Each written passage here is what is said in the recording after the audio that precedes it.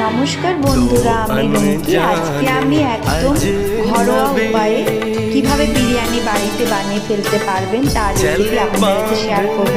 খুবই সাধারণভাবে আমি বিরিয়ানি বানাই বাড়িতে। তো আমি প্রথমে আলুগুলোকে একটা সিটি দিয়ে নিয়েছিলাম, তারপরে ভালোভাবে ভেজে নিচ্ছি লাল লাল করে।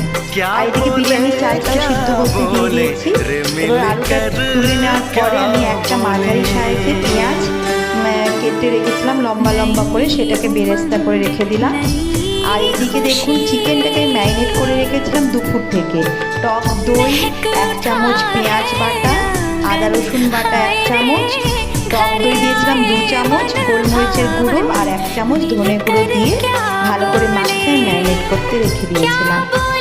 তারপর আমি দেখুন ওই তেলের মধ্যেই চিকেনটাকে আগে ভালো করে ভেজে নিচ্ছি। মশলাটা তারপরে দেবো চিকেনটা ভাজা হওয়ার পর। আর চিকেনটা ভাজা